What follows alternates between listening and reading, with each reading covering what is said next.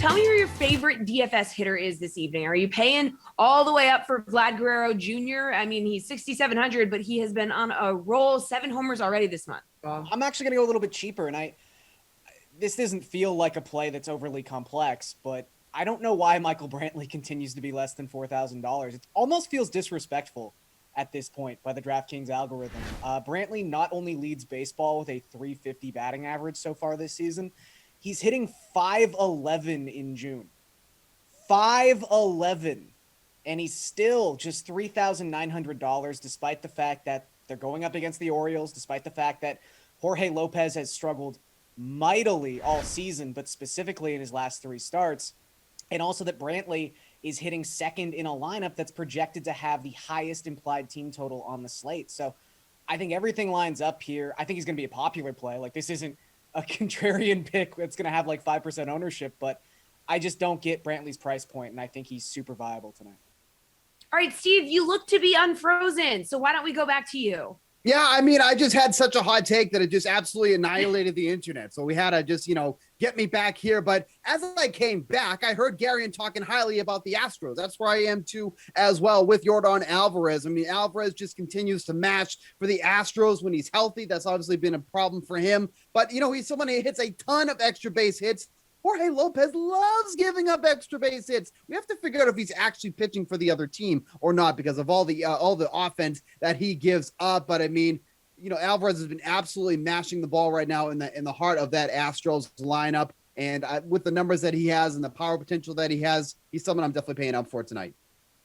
All right, Erik. So we got Garion. He's paying under 4K for his hitters. Steve paying up a little more. So where are you in the price range? I am going to go literally as cheap as you can get. It's not often that you get a guy 50% off, and that's what you're getting with Wander Franco in his major league debut today. Again, his cost $2,000 because that seems to be what guys get when they debut. For people who got burned by Jarred Kelenic, I don't think that's what's going to happen here. Franco is another tier of prospect. He is, that Vlad Jr. level prospect. Not going to be this year's Vlad Jr. right away, but they do have some things in common. They both have true 80 grade hit tools, top of the scale contact ability. Vlad projects for more power, but Franco, I guess, is a little bit less fantasy friendly in that he gets some of his value from speed and defense. But he's a guy who he already, as a 20-year-old, the bat gives him a weighted on base average of 333 the rest of the season, which is the same as Kevin Biggio and Alex Verdugo, both of whom are at about 4,000. And I think Verdugo is a really good comp for what we might expect for Franco this year. Pretty good average with at least a bit of power and speed. He's facing Eduardo Rodriguez, who's a lot better than his ERA suggests, but I don't care who he's facing as long as he costs literally half of, I think, what he will just in a couple weeks. All right, let's talk favorite DFS pitcher here. So, Garion, you drafted a hitter who was under 4K. Are you taking all of those savings and pairing up for Gerrit Cole at 11,000? No, not paying up for Gerrit Cole, but I think you do have to pay up for somebody tonight. This might be the greatest pitching slate I've ever seen. It's incredible. It's like opening day almost. There are so many talented pitchers on this slate. So it's hard to go wrong with a lot of these guys, but it is also hard to figure out who is the best. And I lean towards Lucas Giolito. And I know Giolito's been getting roughed up his past 4 starts, but there's like the good and the bad in that span of time. The bad is he's giving up 2.4 home runs per 9. The good is he's striking out almost 37% of the batters he's faced in that 4-start stretch. And this is where the Pirates really come into play. Pittsburgh, coming into Tuesday, has the lowest isolated power against right-handed pitching in all of baseball at just 123. I don't think they can exploit the weaknesses we've seen in Giolito the past couple of weeks. And while it doesn't really matter, the fact that the last time he faced the Pirates, he threw a no-hitter, that seems good. So I think you're getting a little bit of a discount on Giolito because of how stacked the pitching slate is. He's only $9,600, and I want to take advantage of that. Erik, this is a great slate for pitchers. Who are you going with? Yeah, definitely agree with that. I'm looking at Freddie Peralta at 10,000. When I look to pay up for a pitcher, I want huge strikeout upside against a bad lineup, and that's exactly what we're getting here against the Diamondbacks. Diamondbacks ranked 27th in the league by WRC+. They just snapped a 17-game losing streak, which last I checked is not very good.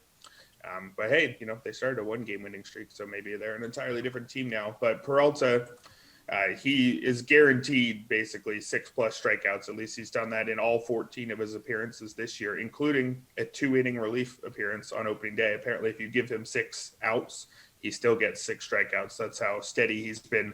35.9% strikeout rate.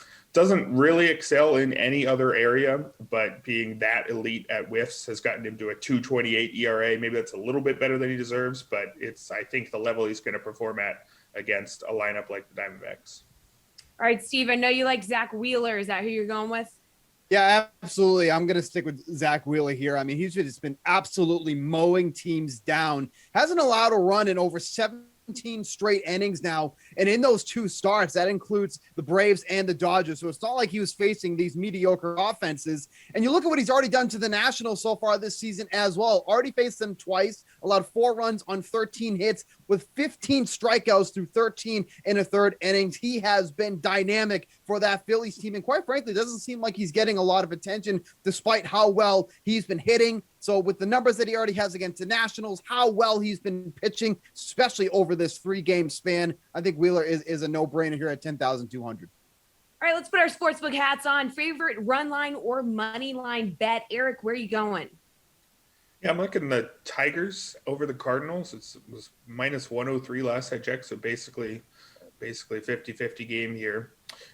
The 2 lineups on the season, the Cardinals are 23rd by WRC plus and the Tigers are 26th, so very slight edge for the Cardinals. But if you look just in June, the Tigers actually are all the way up as the 13th best offense, whereas the Cardinals are way down at 28. So advantage Tigers lineup, surprisingly, at least in recent days. And I think big advantage for the Tigers on the pitching side. Tarik Skubal, his season-long numbers don't look all that exciting, but they're held back by a 6.14 ERA and a 17.3% strikeout rate in April. Since the start of May, he's got a 3.48 ERA. He's striking out over a third of opposing batters. And this is a guy who had a strikeout rate of 37.1% in his minor league career. So he's starting to look more like he really ought to, I think, going forward. So I'm definitely willing to buy in on that hot streak from Skubal. On the other side, Johan Oviedo isn't terrible, but there's really not a lot exciting to say about him. Below average strikeout rate, more walks than average, has an above average ground ball rate, but not by a ton. This is your classic 5th, 6th starter type. So big advantage for the pitcher and a small advantage for the lineup. That's easy Tigers for me. All right, Steve, where are you going? Yeah, I'm going to take that money line with the Brewers, kind of like Eric was talking about here. Like, I get the Diamondbacks just won a game. Congratulations. You finally did something well. But this line just doesn't feel is not reflected well. I mean, 148 for the Brewers against a team that just lost 17 in a row prior to last night just doesn't make a lot of sense to me. I know Zach Gallen has pitched well when he has been on the mound, but that's been an issue for him all season long. But it's not like this Diamondbacks offense is anything dynamic, especially against righties. And with the way Peralta has been shutting down opposing offenses, I feel like this is a line that we can take advantage of. So I'm absolutely taking the Brewers on the money line tonight. All right, Garion, who are you taking? I'm going to go with the White Sox on the run line. It's minus 120, and it's been bet up to that point. It was minus 107 last night, so seems like a lot of people do like this bet. However, I can understand why. The White Sox have ridiculous numbers against left-handed starters. In their last 59 games against a lefty, they've won 44 times. They're 24-8 their last 32 games against a lefty on the road. They are also one of the best run line teams in baseball. They've covered the run line about 55% of the time so far in 2021. So with Tyler Anderson really struggling his last 5 starts, he's given up an opponent 401 WOBA in that span of time. I think the White Sox are just going to tee off on the Pirates today. And I think Giolito, who I already talked about, is going to dominate that lineup. All right, let's talk about your favorite game total, guys. Steve, where are you looking for this one? Yeah, if you go to the DraftKings Sportsbook and you go over to the odds boost, you'll see a familiar name on there. So Steve Buchanan, he has his own odds boost today for the first 5 innings. So you can get the first 5 innings over 4.5 runs between the Red Sox and Tampa Bay Rays and Colorado Rockies and Seattle Mariners boosted up to 340. What a beautiful number. We absolutely love that number. but I think obviously both games can go over that 4.5 game total today. You get a little bit of enticing odds. Eduardo Rodriguez struggling immensely for the Red Sox, going against a good hitting club against lefties in the Tampa Bay Rays. And Kyle Freeland, who I don't even know why he's in the league at this point with how bad he's been pitching, going against the future AL West champion Seattle Mariners. What's not to like about this boost? What is Eric shaking his head about? Please don't do that. This is my segment. But that is a boost I want to take advantage of. Those are the game totals I like. Over 4.5 runs, plus 340. Eric, we'll go to you next if you have something to rebuttal with. Yeah, I didn't know Steve could see a full century in the future. That's impressive. Just this year. Future AL West champions. But go ahead.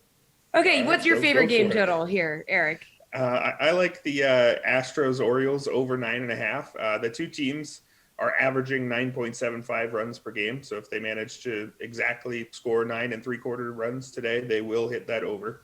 That means all they need is an average scoring performance to hit this. I think they will. I think Steve and Garion have both talked about Astros hitters they like against Jorge Lopez. I don't think we need to go in too much into how well one of the league's best offenses is going to do against a pitcher with a 5.95 ERA.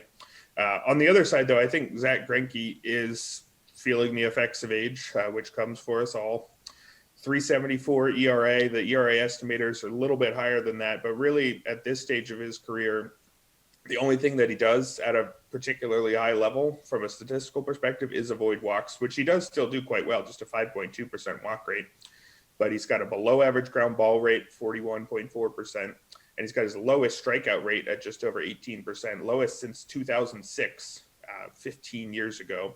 It's been even lower in June, striking out just 12.7% of opposing batters across 3 starts. So I think he is going to give up enough runs to the Orioles to help the Astros do most of the work hitting this over. All right, Garion, where are you going? Favorite game total? Yeah, I'm going to take the under in Toronto, Miami. It's 7.5 right now, minus 115. I guess if you wanted to take the bullpens out of play and go first 5 under, that's 3.5 at plus money. So that's kind of enticing too. But this is mostly about the starting pitchers in this game. And I don't think it's going to surprise anyone that Sandy Alcantara has done really, really well lately. His last 6 starts, 1.91 ERA. Honestly, one of the best pitchers in baseball that people don't seem to talk about. But the big aspect of this is Ross Stripling. And look, I am not a Ross Stripling defender by any means. However, when you're looking at some of these recent trends, sometimes you're just looking for a reason as to why someone has been pitching better. You want something tangible. And we have that with Ross Stripling, who across the last 29 1/3 innings has pitched to a 2.45 ERA. He underwent a massive mechanical change in his windup. It was believed that he was tipping his pitches. So there's an actual reason why he's been pitching better lately. And I think going up against the Marlins, who at the best of times have a pretty league average offense with below average power, I don't think this is going to end up being a high scoring game. So I really like the under here. All right, guys, we got time for extra bases here. What is your favorite player prop, Garion? I'm going to take the under on Gerrit Cole strikeouts. It's set at 7.5. It is plus money to the under at plus 112. Cole has actually failed to go over 7.5 in 5 of his last 6 starts. That seems curious. Also, his last 4 starts, he's got just a 25.5% strikeout rate. Understandably, that's not like a bad strikeout rate, but when you're Gerrit Cole, that's about 10% lower than where he's usually sitting. The Royals, to their credit, also have the lowest strikeout rate in the month of June at just 19%. So I think everything lines up for Cole to not get 8 strikeouts tonight. Steve, you looked like that was funny to you. Because that's exactly what I was going on as well. He just faced the Blue Jays, who have the exact same K rate on the season against righties at 21.2%, only had 4 against them. Ever since the little substance thing came up, Cole struck them out 8 times in 2 prior starts, only could get 4 the last time out. Something going on there, Mr. Cole. Now he's got to face the Royals, who, like I said, has that same exact K rate. 7.5 seems like a high total for somebody who's been complaining a lot about all the new changes here. So getting plus money on the under on Gerrit Cole tonight, 7.5 strikeouts. That was exactly where I'm going to go. And I'm convinced Garion Thorne is the Canadian version of me. Okay, Eric, your favorite player prop. I mean, Gerrit Cole himself doesn't know whether or not he's using the sticky stuff, so I don't know why we're throwing these accusations around here. Anyway, I talked about Freddie Peralta earlier, about how he just always gets his strikeouts. He's never struck out less than 6 in any of his appearances this year. That's 13 starts and 1 relief appearance. His over under for strikeouts is set at 7.5, which he's hit in 6 out of 13 starts. So basically as close to 50-50 as you can get in an odd number of starts. And I think he gets to an above average strikeout night to night against the Diamondbacks. They're more or less middle of the pack in terms of actual strikeouts, but when you think about the strikeout prop, it's not just the strikeout rate, it's, how many batters are they going to get to face? If he has his average strikeout rate day and gets to face a few extra guys because the Diamondbacks just let him stay in the game forever because they don't get on base, I think that's going to help hit the over here.